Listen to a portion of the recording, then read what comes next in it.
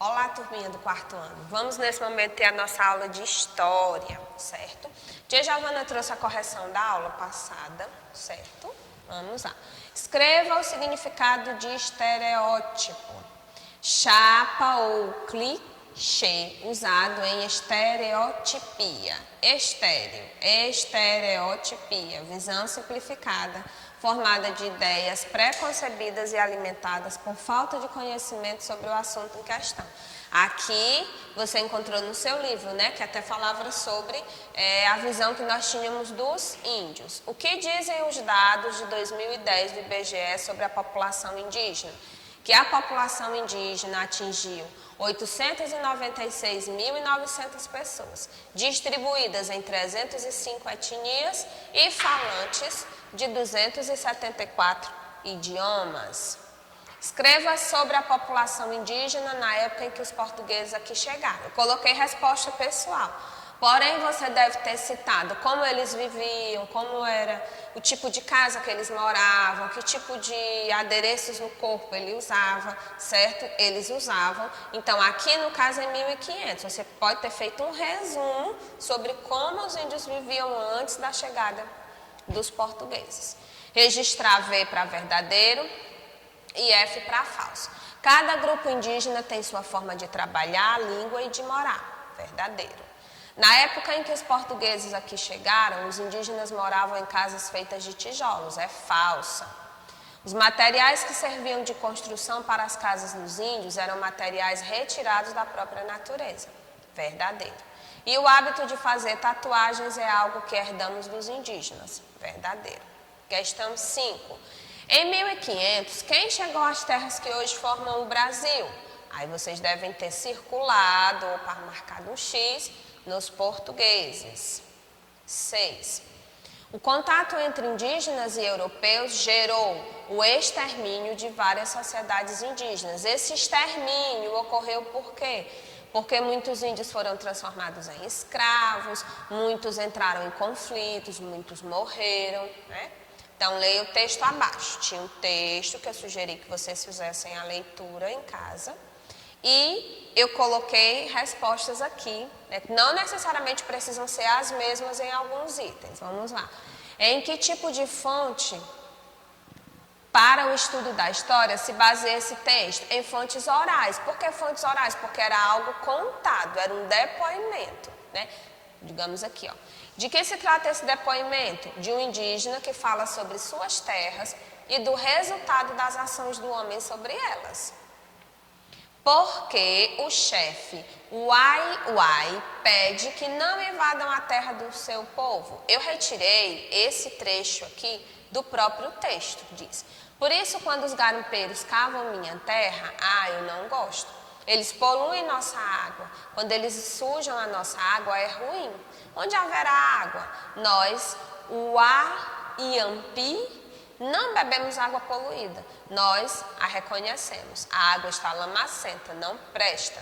Eles exterminam a caça em nossa terra, eles matam tudo. Então aqui nós temos, né, da água e de relação à caça, por isso que ele não queria. Tia, mas eu encontrei uma outra, não tem problema.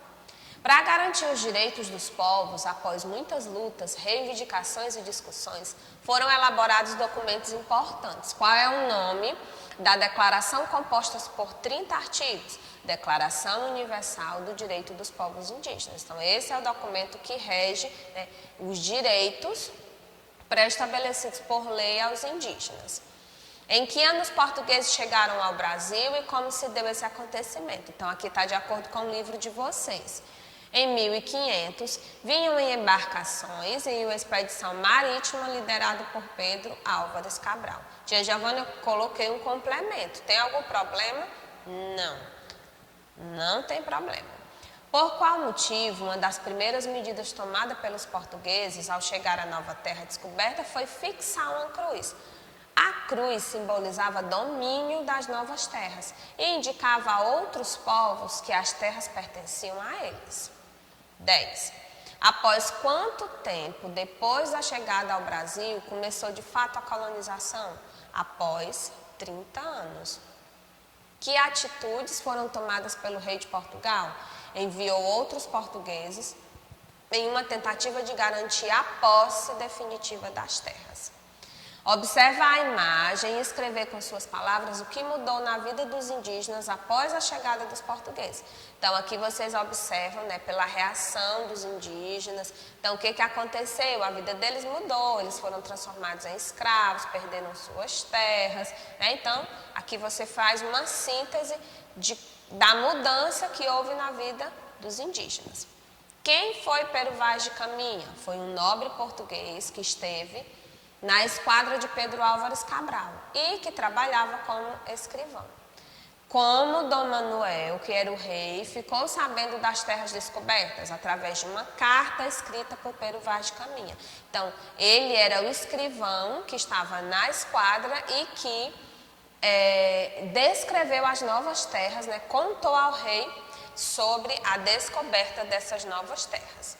Agora nós vamos passar para o nosso assunto, certo?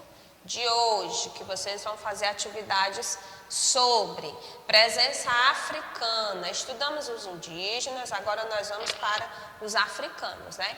Eles foram muito importantes para a construção do Brasil. Muitas vezes, quando lemos e ouvimos sobre os africanos, temos a impressão de que a África é um local onde há uma cultura única se desenvolve, com determinadas características. Alguns até pensam que a África é um país, mas na realidade a África é um continente, ok? A culinária, a música, a dança e a língua não apresentam uma religião apenas. Eles apresentam características muito ricas desse povo. Por isso, é importante compreender a diversidade cultural. No passado, os grupos que viviam no continente africano, eles eram nômades. E o que vem a ser nômades?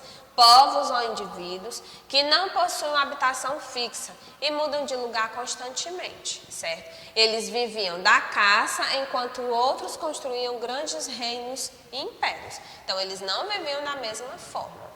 A escravidão africana e a escravidão portuguesa. Você sabe de que forma os africanos vieram para o Brasil? Sim, mas nós vamos rever. A presença dos africanos nos territórios brasileiros está relacionada ao processo de escravização deles. Por isso é preciso lembrar que a vinda deles foi forçada, que esse processo tem a ver com a expansão marítima de Portugal e com a colonização. Eles precisavam de pessoas para trabalhar, então eles iam ao continente africano, retiravam essas pessoas e traziam aqui para o Brasil. Durante o período de convivência com os reinos africanos, portugueses perceberam que haviam disputas e rivalidades entre os grupos. E isso facilitava a venda, a compra e a escravização de pessoas. Então, enquanto eles mesmos estavam brigando, isso facilitava, fragilizava. Foi assim que os portugueses deram início à prática de comercialização desses povos. Isso aqui não tem no livro de vocês, eu trouxe algo a mais, né? Havia guerras para conseguir pessoas para serem vendidas. As guerras podem ter sido a consequência mais grave da chegada do europeu na África, né? Aqui nós vemos duas imagens que mostram um pouco disso, né? No Nordeste brasileiro havia o quê? A produção de açúcar. E qual era o percentual, qual era a função, né, dos moradores portugueses e dos reis africanos? Qual era a relação? Eles negociavam pessoas. Então, eram pessoas que eram negociadas como se fossem objetos. Eles eram trocados por tecido, pólvora, armas de fogo, né?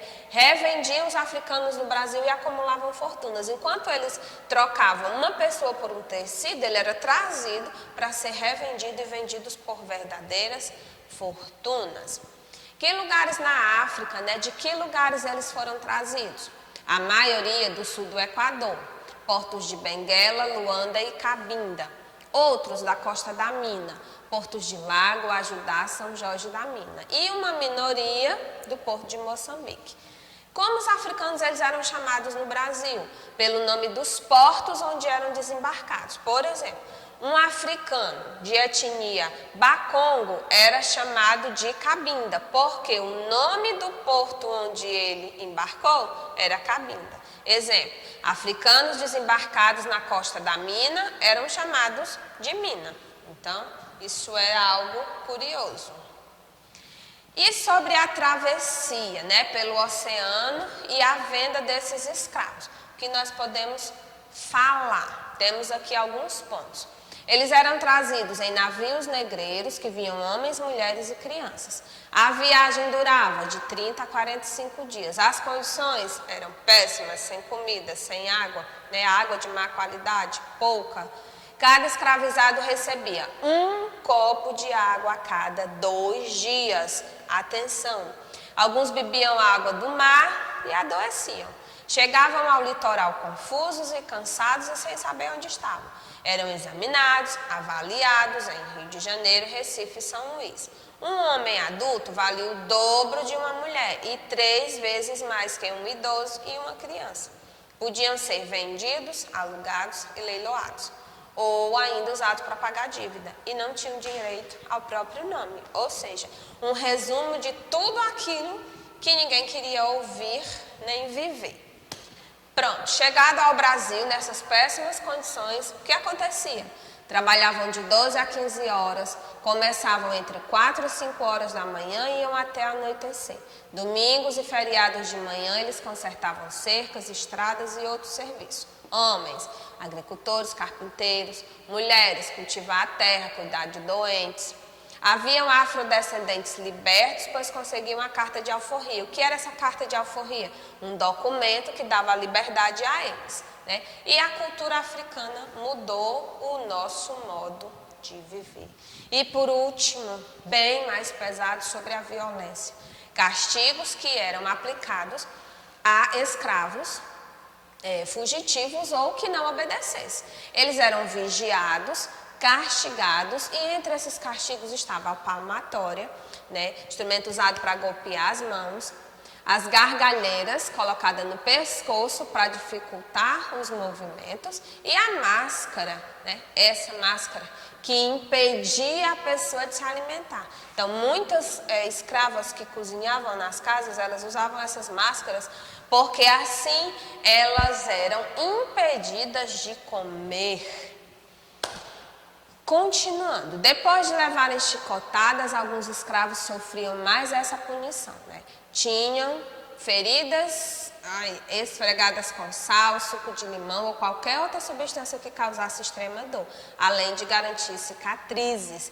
Por que isso? Porque a intenção era causar medo nos outros escravos, para que eles não fizessem o que esse escravo estava fazendo, desobedecer. Então, uma punição para causar medo aos outros. Então, como você deve ter visto aqui, como você viu, a vida dos escravos ela não era fácil. Desde a saída, a vinda para o Brasil, a chegada aqui e a sua permanência. Então, vocês puderam observar, eu trouxe essas imagens para que vocês tenham noção de quanto sofrimento que esses escravos passavam. Porque quando a gente observa as imagens e lê, você fica, né, meio assim. Mas era realmente isso aí não chega ao início do sofrimento dessas pessoas.